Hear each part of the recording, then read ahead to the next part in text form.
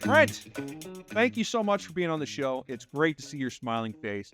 For those who haven't had the pleasure of meeting you before, could you kind of share with everyone your name, your company name, and where you guys are located? Yeah, Bob, great. It's great to be on with you today. Thank you. My name's Brent Garrett. I'm with Sirius Plumbing and Air Conditioning. We're located in Dallas, Texas, and we service mainly the northern part of Dallas, better known as Collin County, Plano, that area. Very good, very good. And we are talking for a very good reason. You have put together a book, which is really impressive because as a person who's written many things in my life, that's a big commitment, a lot of words, right? So share with everyone the name of your book. Sure. The name of the book is Swirling the Drain: Why Small Businesses Fail and How to Stop the Leaks. I love it. I love it. Now, what made you write this book? What prompted that? Well, I think one of the things is that I've always been an entrepreneur and owned service companies. But back in my 30s, I'm 58 now. The train company through Steve Howard asked me to do some in-home sales training through the ACT group, and I did that. And my kids were 4 and 6. I was spending about 100 days on the road and running a service company. And I just put my bags on the floor and I said, Bob, I am not going to be a suitcase dad. And so I put that aside. And I said, if I ever got back into it, I'd write a book, and I would not do it just for the money. So there's a connected values reason for writing the book. But the short answer is this: I have been an entrepreneur for 35 years. The toughest game you'll play as an entrepreneur is about 4 inches long. That's in between your ears. And most of that, the functions that Certain Path does a huge and a great job of, and that is just the blocking and tackling, accounting, finance, management, all that. You don't have to reinvent the wheel. They're just there to help you. But that conversation that goes on where you doubt yourself and it's high risk, and the hard facts of a small business are U.S. Department of Labor says that out of all the businesses that start this year, 20% of them will be out of business in 12 months. And in 5 years from there, half will be out of business. So you've got a better chance at the blackjack table of being successful there than you do in starting a small business. So Swirling the Drain is about trying to reverse the flow, try to identify the things that could disrupt or even bankrupt your business, and try to help you get back on path. Yeah, very good. What now? I am intrigued again as a writer by trade. What was your process like putting this together? I mean, running a business, you're busy. I mean, were you doing it in the evenings, or you found time early in the morning? I'm just personally intrigued by it. As I get older, I've always been an early riser, but as I get older, I don't even need an alarm clock. So I'm usually up around 4:35. So I'm a morning guy. I'm fresh then, cup of coffee, and the concept was there. And then it started with an outline. And now we're still writing the book, and we're working on where are we going to take the reader? I mean, what's the exclamation point at the end? What's the so what on, okay, you've done this, you've read this. This is what I really want you to take from this book. So.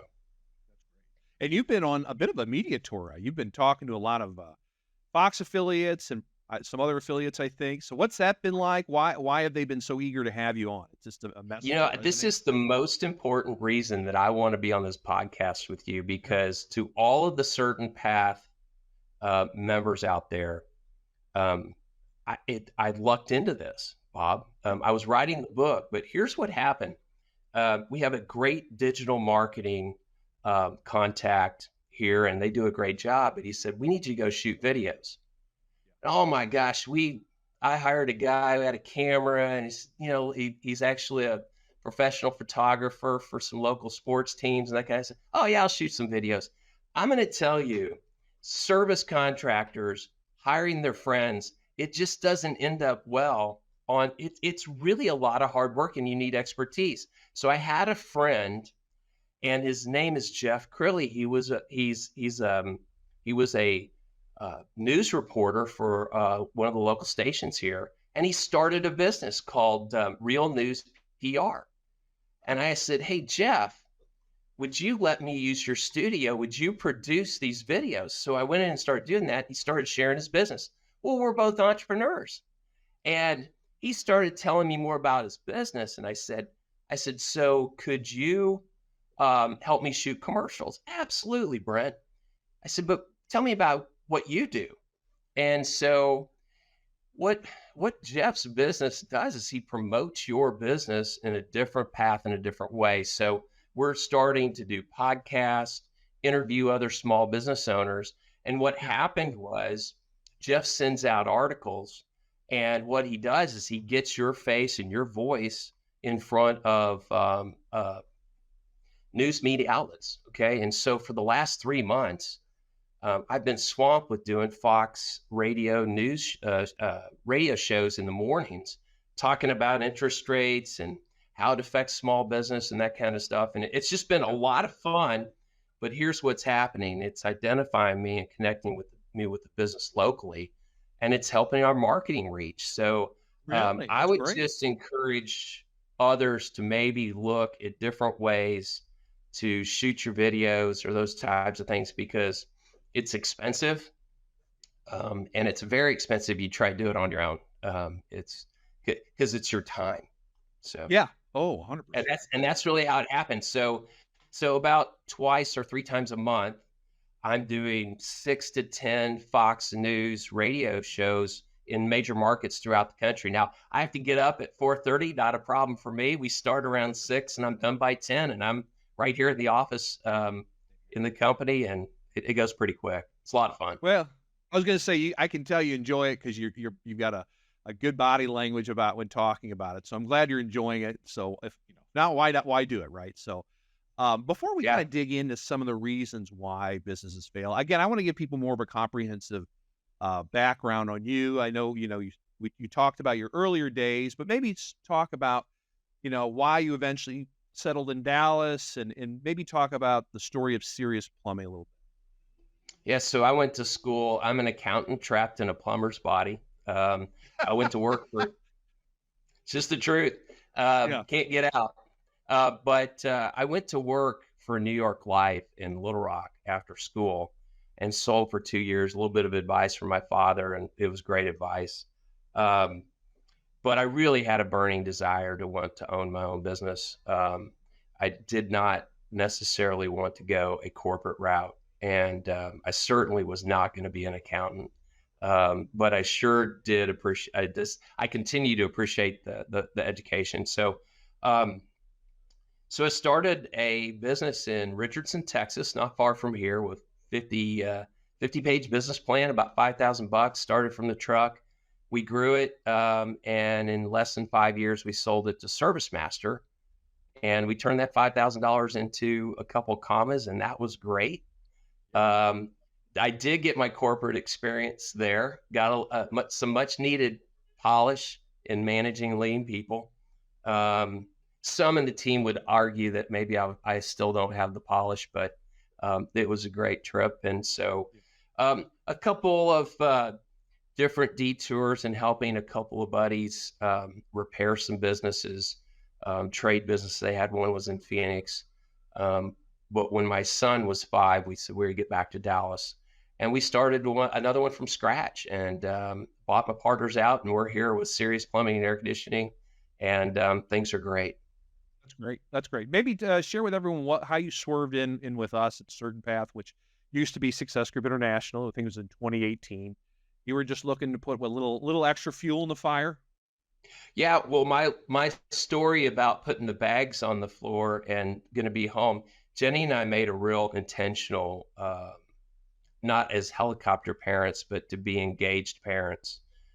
So what I like to say is, for about 10, 15 years, our company, Jeni and I, our company was a lifestyle business. It served us to be able to take care of things that were high priorities for us. So the kids get out of high school, last one gets out, and I said, "What are we going to do with this business?" Yeah. And so Jeni I think she was serious about it, but a little tongue in cheek. She said, "Well, you're not going to retire. You're not coming back home. Um, you're going to work," because I love working. And one of the things I want to say about this, I've never been in this business of owning business, being an entrepreneur, where I really felt like I was going to work. Um, Yeah. you have good days and bad days, but I love what I'm doing. But to answer your question, I had a good friend, Dave Crawford, good buddy of mine from Service Master days. And funny enough, life just put him about maybe 4 or 5 blocks from my house. And he had been here Yeah. for 6 months. I didn't even know it. He had a birthday party, and I ran into Ray last at the at this birthday party. And David suggested that I take a look at what then was SGI and now Certain Path. And I think I tell the story. I've told it quite often, but I said, Ray, I'm ready to write a check. Why do I have to go to Oklahoma City when your office is like 2 miles for me to sign up? I mean, well, Brent, Right. we've got a process. And Yeah. and that's really the truth for all Certain Path members. You guys really do have a process. And the reason that I joined is because all of it was up in my head.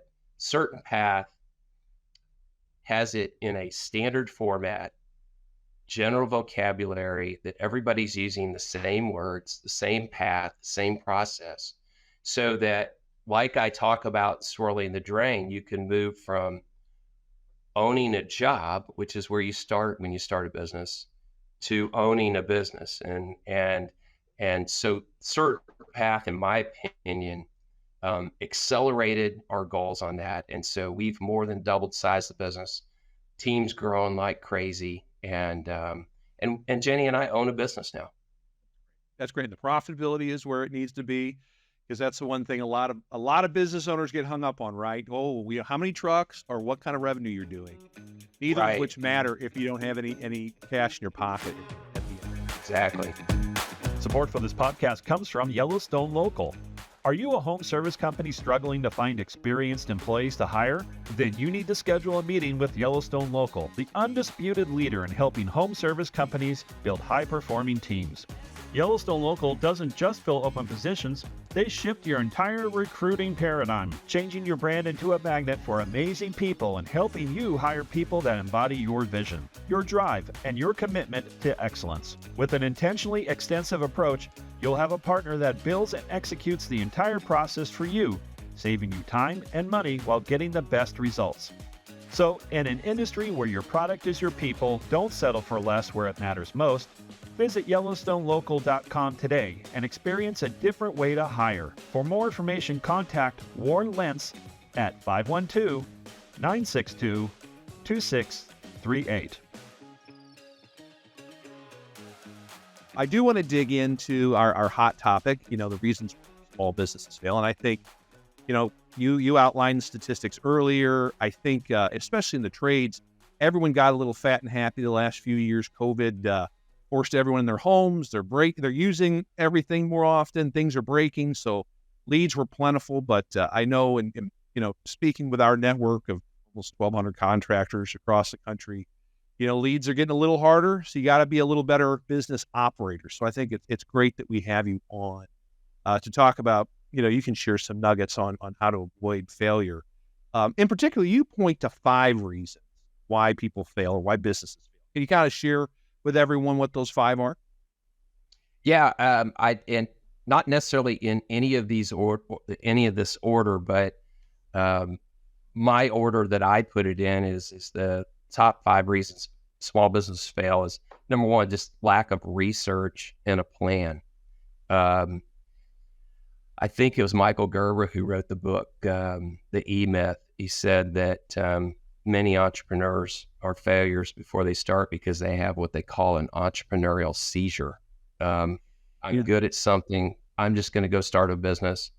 But they're either running away from something or running to something. And those reasons we can talk a little bit about. Number 2 is quite simply it's run out of cash. Either they don't have an appreciation for the numbers or financial side of the business, whatever those reasons. There can be many, but they run out of cash. Maybe they weren't They were undercapitalized when they started, or they did things that put them in a tough cash position because of some of the decisions they made. Number three, lack of a marketing strategy. Your business plan is the engine, but man, marketing and sales is the gasoline that makes it run. So important to have a good marketing strategy. Here's one that will kind of sneak up on you if you're not careful as you move from being an owner of a job to being a player coach and maybe a mentor to the coaches, is growing too quickly. What can happen with growing too quickly, out of control, not planned, is number one, worst thing you can do is lose the culture of your business. The reason that you are who you are, what makes you unique, what you live for, what's your value system, can be compromised when other employees come in and hijack your culture. And that can certainly happen when you grow too quickly. Here's the big one. I think I probably saved the most for last. And I want to tell you that in any of these categories, I have failed miserably at. But one that I will tell you still happens at Certain Path. My coach, Missy Jones, who's done a great job for our company. I can't say enough good things about Missy. But owners won't seek help, or they have pride. And I will tell you most recently, pride will sneak up on you quickly. And we know that old thing, pride comes before fall. More than once have I had to call Missy back and say, Missy, you were right. I was wrong. And I'm sorry. And I'm ready to do whatever you tell me to do. Climb that pole. I'll say how high. I do want to share one story with you is that we decided to grow. Yeah. And it's pride, because if you want to talk about swirling the drain, and what is it? It's don't do it like I did it. Learn from the 1,000 mistakes that I've made. But just, I would say 3 or 4 years ago, we've been with Certain Path almost 5 years. And in year 1, 2, we were at Expo, and Jimmy Dale was up talking about if you're a growing business, well, that's a breakout session I wanted to be in. Well, we had a little success, and he said, look, if you want to grow to this level, and it was kind of in the zip code of the number we wanted to get to, the first thing you need to do is hire a recruiter. Well, this is what pride looks like. In the back of my head, I said, that's the craziest thing I've ever heard in my life before. And I got to tell you, about 2 years ago, I said, man, we got a problem.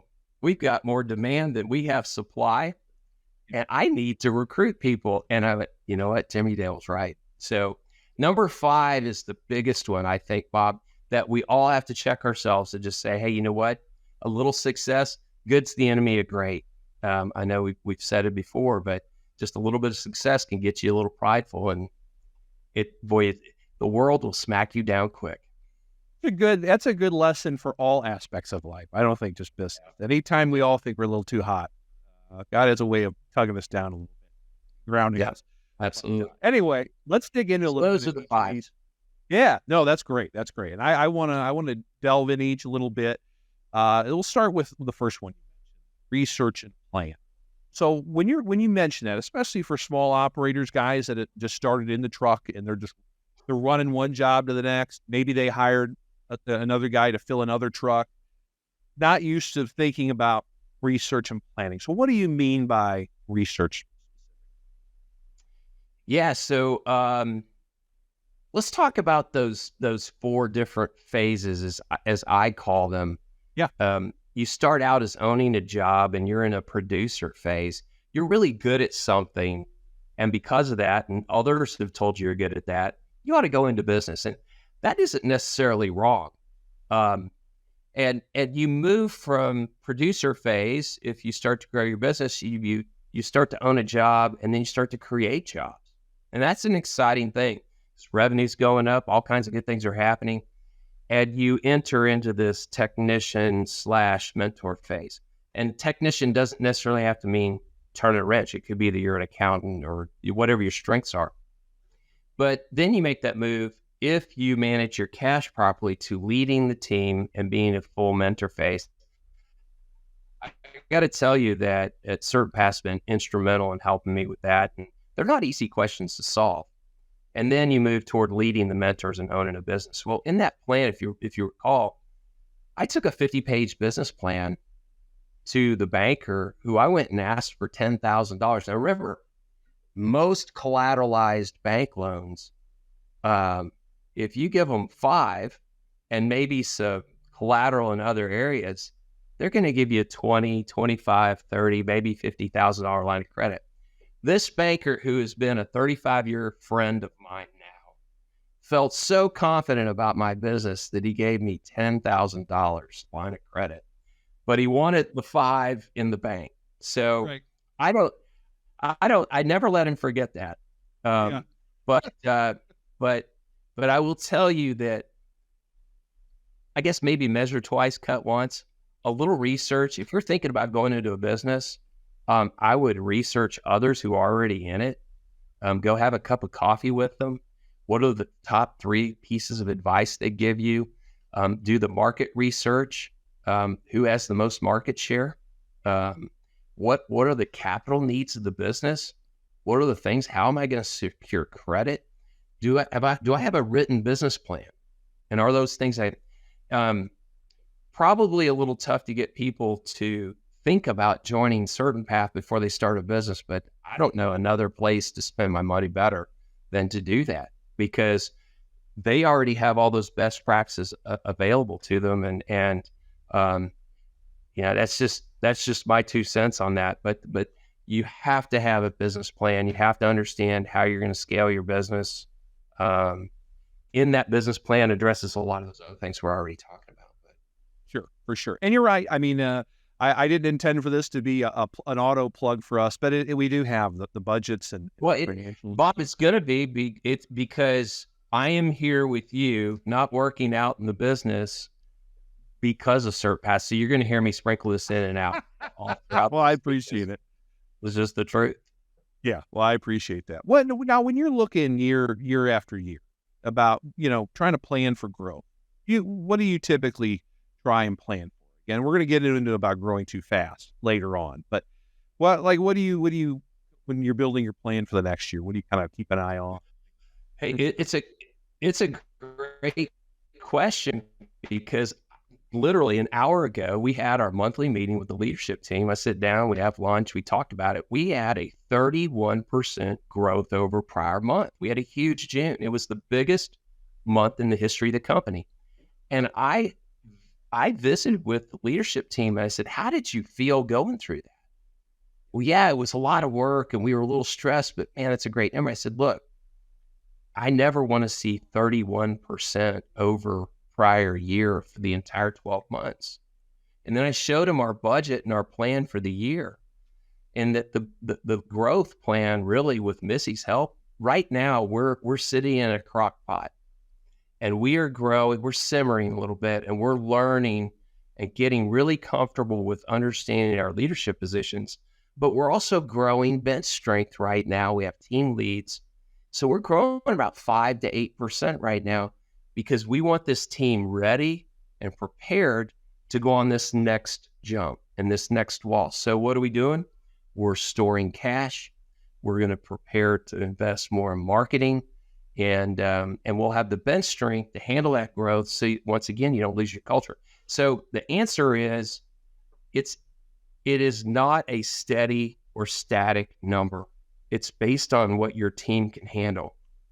But there's no doubt about it. If you grow too fast, you can easily outgrow your cash needs in the business. And I'll say it again, that's why you got to talk to your coach. One of the things I'm doing right now is my next coaching call will be talking about our square footage, what we look like, where do we need to be for that next jump. We're currently around 5 million and headed toward 7.5. What does our space need to look like at 7.5 and 8 million? Well, let's get that set up, and is it scalable?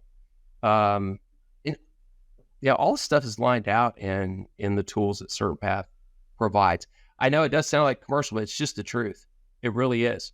But those are the types of things you need to be thinking about. Other than, like you said, when we opened the podcast, was trucks and revenue don't equal a solid plan. Right. Absolutely. Now, I want to pivot into cash because you've mentioned it a couple times. Obviously you figured out cash flow over the years, but when you were a young entrepreneur, what are some ways that maybe you got in trouble with cash flow and some things that you see in talking with other contractors or small businesses in general? Hey, in Swirling the Drain, I'm going to talk about how I have been inches from bankruptcy, and I feel like I had a few tools to be successful in business. It is not a guarantee. There are pressures and there are things, and you're going to make mistakes. I remember talking to a bankruptcy attorney, looking at my options, trying to figure out. It was at that point where that was the right conversation to understand as an option. So I just want to say to the group, whoever's out there listening, is that I have been inches from bankruptcy and I've had a lot of success. But I think, and I will also tell you that as a small business owner, I don't believe if anybody is really growing their business, even in a healthy way, you're going to deal with cash every day, every week, every month, because that is your job. In the book, you'll hear that the first commandment of small business ownership is thou shalt not delegate the financials or the culture of your company. Those two need to be with you the rest of your life. So if you think that there's some day out there, there are better days ahead always when you manage your cash well, and there are cash reserves. But if you're managing your cash properly, you're reinvesting, you're taking risks, you're doing things, nothing stupid, but hey, making payroll every week is with you. Yeah, for sure. Do you think is it mostly an issue of lack of sales, or is it not being priced right, or all those things? I guess it just depends on the company. Yeah, well, you already hit my answer. I was going to say yes. There's a revenue curve, right? And then there's an expense curve, and break even is at the X, right? Well, profit's on the top side of that. Well, if we have a margin problem and we're priced too low, well, guess what? We have less margin. Now we're on a tighter curve, right? If our labor's too high, if our ratios aren't in the proper relationship to what we have with our overheads, so that could be a key piece. Really understand, if we're just talking about the service business, which is what I know best or have the most experience in, is that you can have one great producing truck and one that's not doing well. If we don't address this, then all we're doing is breaking even. Okay. So you really have to get down to the key performance indicators, the KPIs of what's going on and what I call the magic moment. The magic moment is when the technician is in front of the customer. If you're not connected to that, because that's what drives the whole business. I'm glad you mentioned KPIs. You answered the question. I was going to bring those up next, is how important they are to manage your business day by day versus month. If you know your guys and everyone's not hitting their key KPIs, you know you have an issue. Let me ask, in terms of the other big one that, KPIs, a lot of that's production, managing like materials and equipment. We get questions at Certain Path about that all the time, even from people that have run good businesses. They're good at selling things for sure. But in terms of capturing those net dollars, that's a great way of losing them, is not having good processes. Equipment. How do you guys manage that in a way to make sure you have a consistent percentage month after month and there's not those wild swings? Yeah, sure. So we're at the size and scope where we have a person who's in charge of just warehouse. Now, we don't consign goods. We have the luxury of being in Dallas, Texas. And the accountant in me would say, why would I pay for square footage to house things on my racks when they'll deliver to me and I don't have to pay for it until it's in my truck? So that's a personal decision. If you're where I grew up was Cuba, Illinois, and there's 1,200 people there, you may not have that luxury. But the answer to your question, just from my business, is we have a warehouse manager that takes care of that. Here again, we didn't used to have a warehouse manager, so we had to have somebody wear a couple of different hats. You get to a certain revenue level, and it can support the overhead for that position. And so we have the luxury of doing that, and that's how we take care of warehouse. It's critical. There are two things we have to manage: labor and materials. If we don't do that well, I'm a golfer. If I give somebody too many strokes on the first tee, it doesn't matter how I play, right? If we don't get labor and material correct, and those aren't right, and we're not at the right gross margin at gross margin level, we're dead before we start. So that's key. That's all about pricing. Yeah, absolutely. No, those are good nuggets. Thank you, Brent. Let's pivot to the next one. And this is a great one. And boy, did we see this. We at certain paths have seen this a lot, especially the last few years.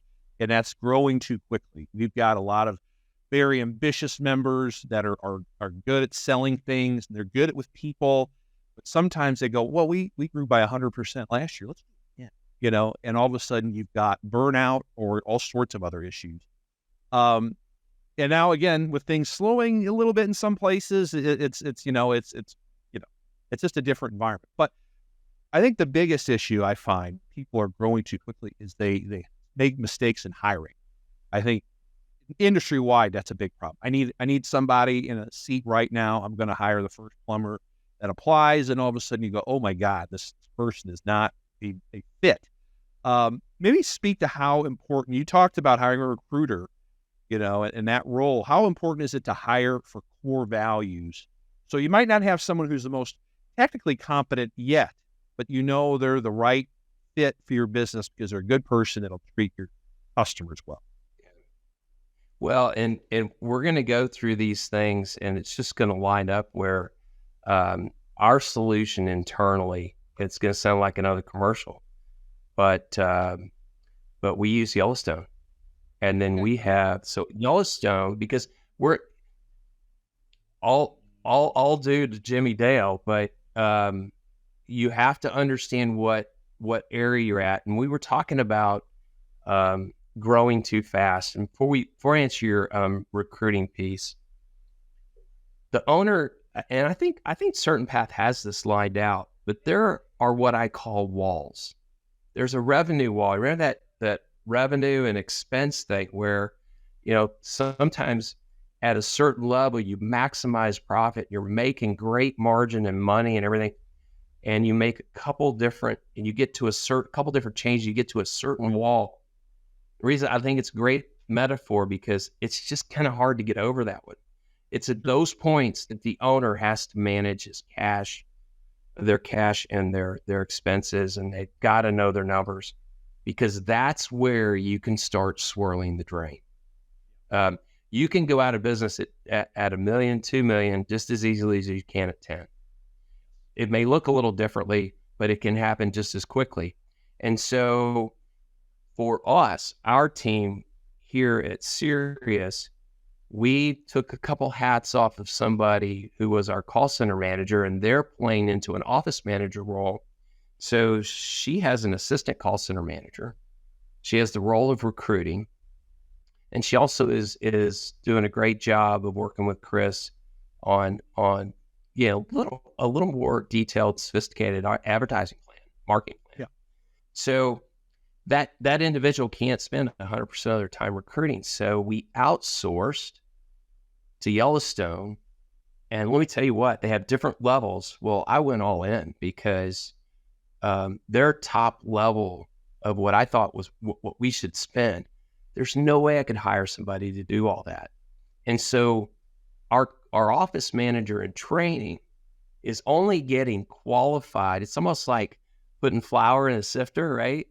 Or maybe, a funnel. We're only getting that conversation with that qualified prospect. So she's maximizing her time in conversation. That has been an absolute game changer for us. So, and I'm going to tell you, pride, it's a pride thing. I can read people. I I can interview folks. I know a winner when I see it, right? Sure. Maybe. I think I was like 0 for 10 on trying to bring somebody from the field to management. Well, no, probably not any good at it. So let somebody else do it. And I don't like it, right? That's the cool thing as the owner. You get to pick what you do as you grow. Only makes sense to do the things you do really well. So, but you hit it. Recruiting is key. Yeah, I'm glad you brought that up because that was going to be my next question is you do a great job of replacing yourself in the business. And I think that's the big problem we see with a lot of these smaller businesses that are growing larger is the owner feels like he or she can still wear all 20 hats, right? And even though they're adding more and more people and all of a sudden they're stretched thin and they're having a heart attack we've seen all sorts of crazy stories, but just talk to how valuable was maybe not that. Talk to how you got over that mental blockade of saying, I can't control every aspect. Yeah. And it's what I'm coaching our team leaders and managers to do now. But I don't know, maybe 8-10 years ago, it certainly was, the concept wasn't mine, but the acronym is. I came up with it for myself. And it's DOM, D-O-M, delegate, outsource, me. Okay. Oh, okay. And so everything I looked at and the challenge in our leadership meeting, somebody brought DOM up in our meeting just today. So maybe some of it's sticking, but what can I delegate that somebody else could do better than me? And it's a good investment and it's a good use of saving my time and having an expense.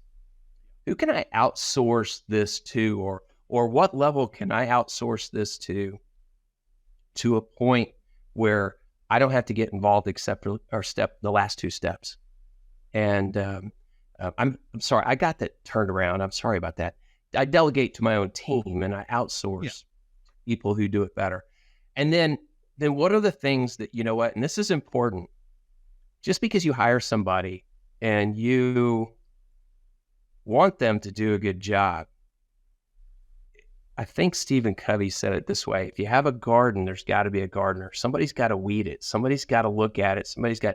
Don't assume that you hire somebody and then you're not going to onboard them and help them.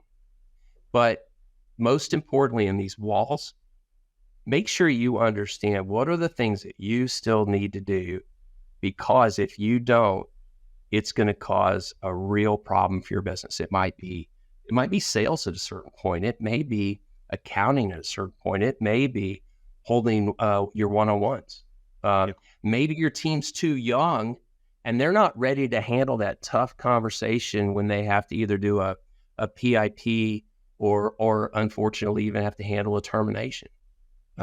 So that would be my answer.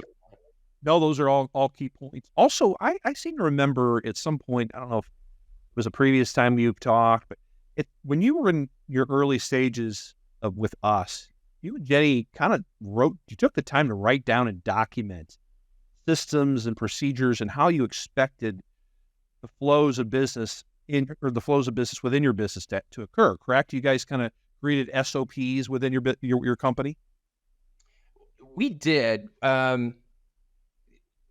One of the reasons I joined Certain Path is that we did have SOPs and we had a certain way we do things. I have a spreadsheet that will make your eyes spin, okay?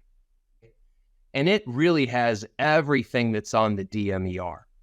Okay. Now, DMER is so much easier to understand than what I have.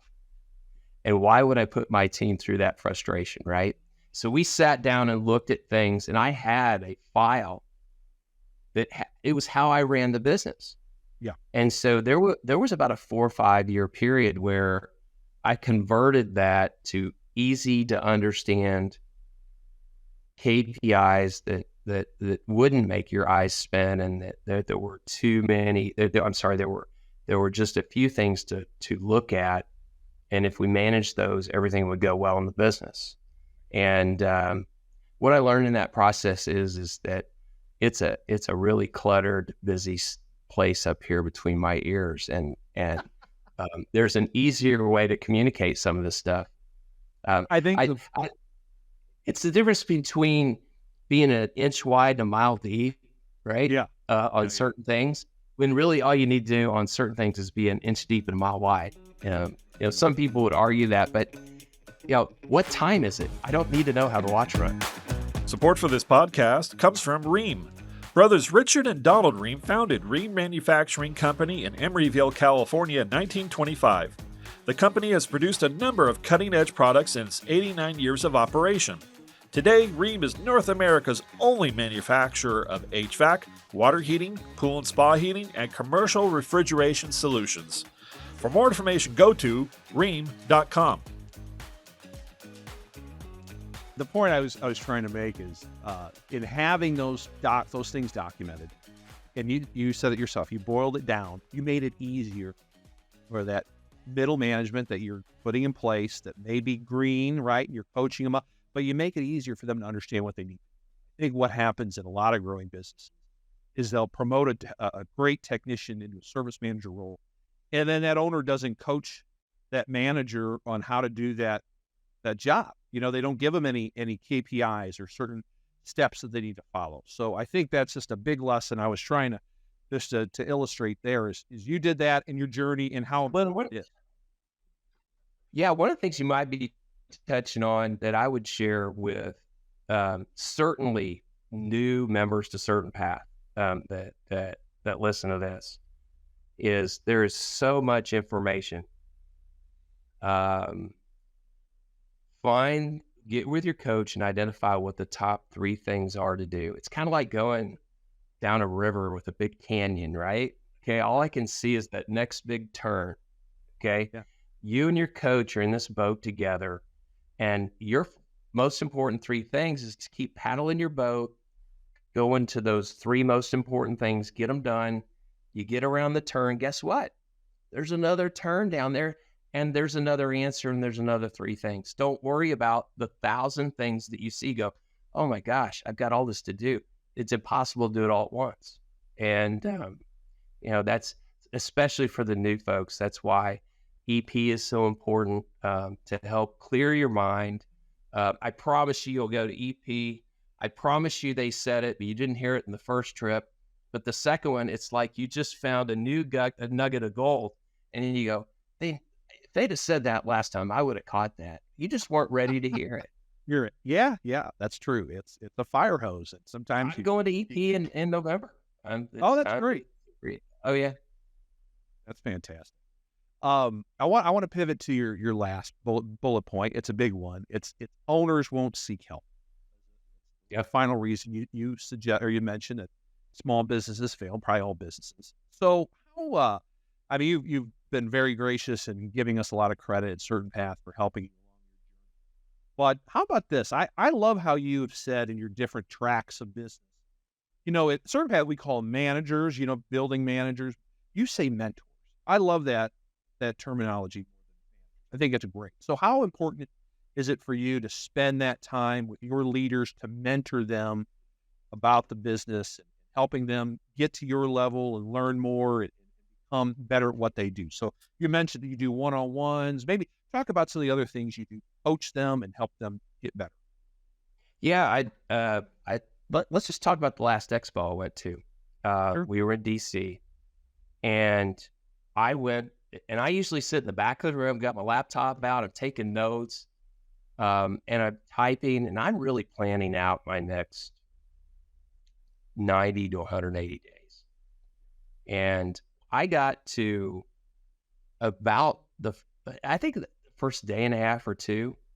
I got to tell you, Bob, the next day I wasn't in that room. I was up in my hotel room pounding out what I was going to do. And the most important, you just hit on it, are one-to-ones. One-to-ones with every key person. But what I heard at the last expo that is just like loud in my ear is you have to grow. If your business is going to grow, you have to grow at a rate faster or at least as much and keep up with the growth of your company, or it'll run you over and you might lose it. And the other one was, if you're not onboarding your direct reports and you're allowing somebody else to do that, that's a recipe for disaster. Well, that was just enough for me to hear that. I just got in my room and I mapped out the next 90 to 180 days, and a lot was around one-to-ones. But I'd had somebody in a team position as a direct report, and I went, you know what? I never really onboarded them to their position. And, number 5 is what you're talking about, pride.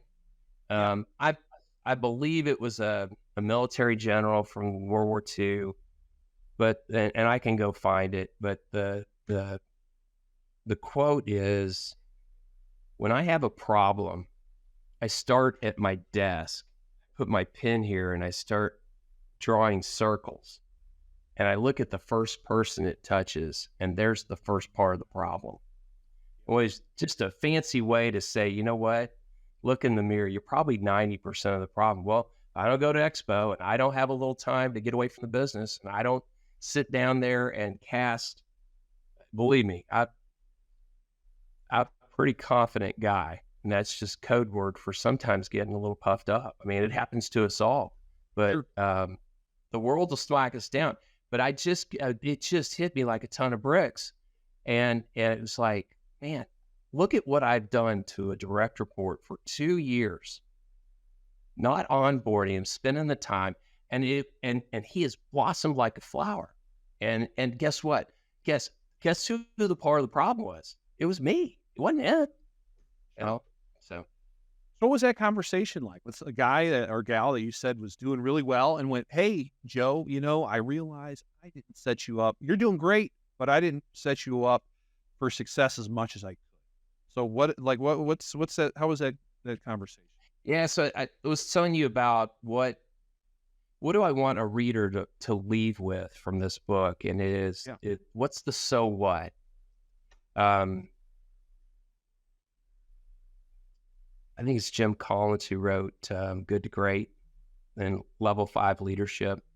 Level 5 leader looks like if you removed them from the organization, thing would just keep growing.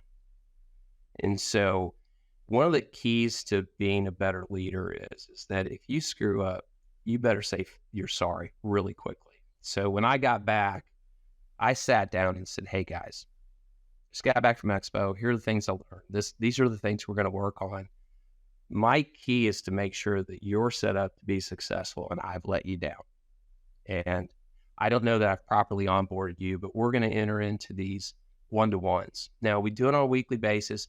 We have, I'm a little concerned about it, but we're so darn busy in the summer that we have an upfront agreement that they can come in. We cut the time down, but they can come in and ask me anything they want to. Here's the interesting thing that has changed in the dynamic, is they now are coming into the office, my office, and saying, hey, I got a problem. You got a minute? Instead of me trying to go, do you see this problem? And I think that's the manifestation or the evidence that the one-to-ones, you're really working the problem for them. And I don't mind. I'll turn my laptop here.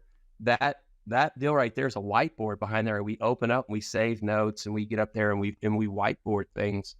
And instead of being their boss, I'm their coach and I'm their mentor. Hey, there are tough conversations sometimes you got to have. Sure. Because you can't come in and tell the coach that you scored a touchdown when the ball's laying on the ground and the other team smashed it up, right? So Sure. But that doesn't have to be a difficult or contentious meeting. They're trying to get to their goals. So it's interesting. Yeah, we use. I try not to use a lot of athletic analogies. I was an athlete in my past, but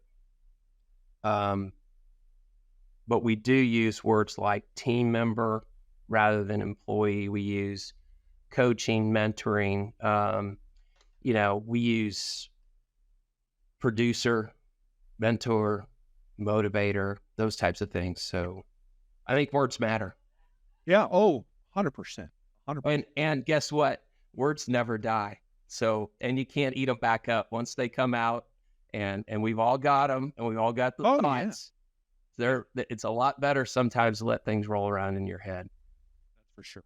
You know, I think those difficult conversations become easier, and I'm sure you can attest to this, because you have such common or such regular one-on-ones. You developed a rapport and a trust, and they know when you don't just go to them when there's something wrong, and they go, "Uh-oh, I'm here to get beat up."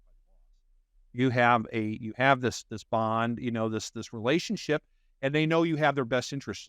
And I think for people that always worry about, "Oh, I don't like these awkward conversations." Well, I think I would say to them, they're gonna be a lot less awkward if you go through the effort of meeting with your people regularly, building those relationships, right? And letting them know that you care about their success. That was just something that resonated with me in hearing you talk. Since we went so deep on this, let me give you the 4 things we have in those meetings. One is Sure. we go over the KPIs at a high level. Tell me about your team. Who's doing well? Who's struggling? What are you doing to help them? What are your top 3 goals for the week, and how do they line up with your goals for the month and the year? And then how can I help you? And that's all. That's what we talk about. Sure. And yeah, it is the most fun I have every week. Yeah. And I bet those 4 questions lead to 30 minutes, 60 minutes. It's real easy to. Oh yeah, absolutely. Yeah, it's fun. Well, good stuff. Well, I really appreciate all your time. I really do. This is fun. I just kind of have a handful of questions just to kind of wrap up. I mean, you've been so kind and speaking highly of Certain Path throughout, but just kind of in summarizing, what is Certain Path meant to Sirius and you in particular during this journey with us? If I could just wrap it into one sentence or a couple of sentences, I have a hard time saying hello in 5 minutes. So is that Certain Path reset our trajectory for the future. Okay. We might have been we're always going up and to the right. But when I talk about trajectory, it is a clearly defined, different curve that we're growing on. And it's because Certain Path accelerates the growth if you will listen to your coach. I hope Missy watches this because I'll listen to her. Tuck your pride and understand that there are 1,000 contractors out there refining best practices and giving feedback to these coaches and that kind of thing. So they're able to share, hey, look, you can go down and to the right. This is probably what's going to happen. We've had 1,000 contractors do that, and the right doesn't work. That is not a metaphor. I got to change that somehow. Maybe we divert our path to how the success goes here, and 1,000 contractors have been successful in this way. So the other thing I would say is, as we got through the first 2 or 3 years, as I got into a tag group, the accountability group, I look forward to that every month. And it's 4 or 5 other, 6 other contractors throughout the country about the same size, and we're going through some of the same problems, and we're sharing some. Let me tell you what, the loneliest place in the world, talk about this in the book, is to grow your own business, because if you're successful at a certain point, only 3% of the world represent entrepreneurs and risk takers. Well, there are certain conversations you just can't have with your friends at church or your golf buddies or whatever it is you do, your fishing buddies, because not all of them, it's only 3%. It means 97% out there don't have a clue about what you're talking about. At Certain Path, you're with a family of contractors or members that do what you do. And the conversation just starts like that because you have a common vocabulary. You're all working toward the same thing. And I think that's the beauty of Certain Path. How about we get a lot more and more people that listen and watch that are not members, a lot of small contractors. What do you say about the investment to be a part of something in terms of, hey, it's worth the investment to join a group and to have all these resources and people to help you in your business journey? Well, I think you said it right there. It's not an expense, it's an investment. If I had a little bit of advice to give to any entrepreneur or risk taker, small business owner. Marketing is not an expense, it's an investment. And when you invest in the market, you invest in what we call dollar cost averaging. That's the same amount every month over time, and things through compounded interest work. Well, I would say the same thing about Certain Path. If you're a one and done, I'll do this, I'll try this for a year, I would say probably don't join, because I don't see that as a success path.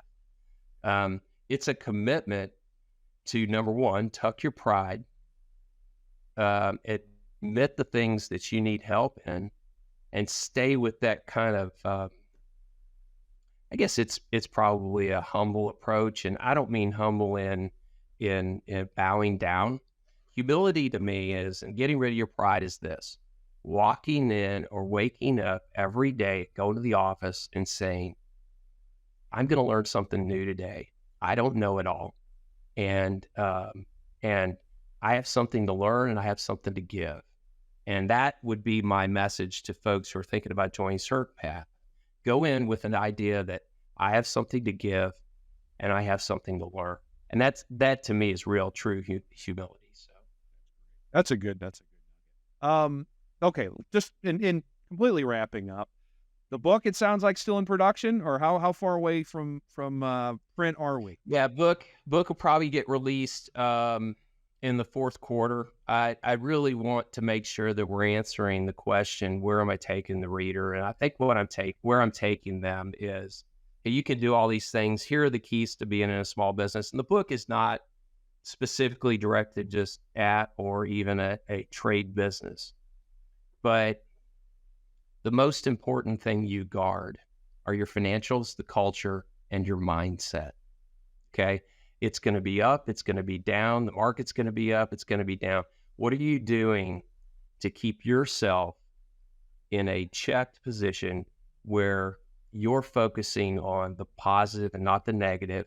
And when you don't understand something or you're having a problem, what's your process to take care of that?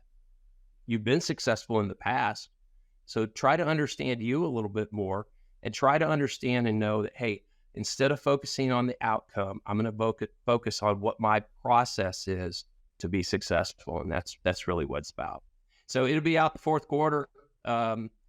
Swirling the Drain, Why Small Businesses Fail and How to Stop Those Leaks. Looking forward to it. Do you know how you're going to distribute it yet? Are we going to get online, or we still got to figure that out? Well, yeah, I when I got off the road speaking, it's funny enough, because if you've got the time, I said I wasn't going to do it just for money. So, and I'm not going to do it full time. I think most I'll do is 40, 50 days a year. So the book is really a menu of services about what do you want me to talk about. And the opportunity there, perfect would be this. Jeni and I would identify the top 12 or 15 cities we love in the country. And I would do something on a Thursday, Friday, similar to what we're doing right now.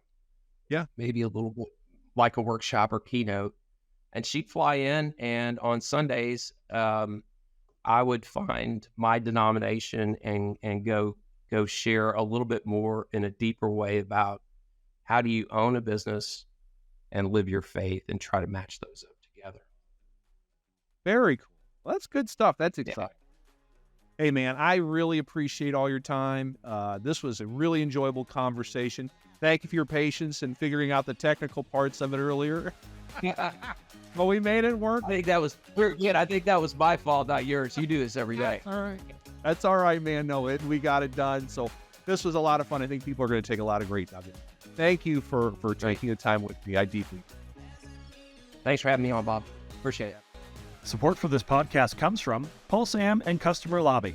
Successful Certain Path members like you know the value of thinking like a customer. We've got the tools to help you do just that. Enter Pulse M Plus, combining the power of Pulse M and Customer Lobby to enhance your customer's journey by creating value at every touch point. We've helped hundreds of Certain Path members like you win and retain more business. Pulse M Plus utilizes Pulse M's industry-leading reputation management capabilities to help you build out the early stages in your customer's journey and maximize your online reputation through Google reviews. Then, Pulse M Plus keeps your customers coming back by incorporating Customer Lobby's powerful retention platform, using postcards, emails, and text messages to send the right message at the right time to encourage repeat business. And as a Certain Path member, we'll waive your setup fees. For more information, please visit get.pulsem.me/PM-plus-CertainPath. The Successful Contractor podcast is part of the Certain Path family. Certain Path builds successful home service businesses and has for 23 years. We do it by providing contractors with a proven path to success, professional coaching, software solutions, and a member community of over 1,000 contractors just like you. Doubling your sales with a 20% net profit and an inspiring company culture is all possible. Let us show you the way.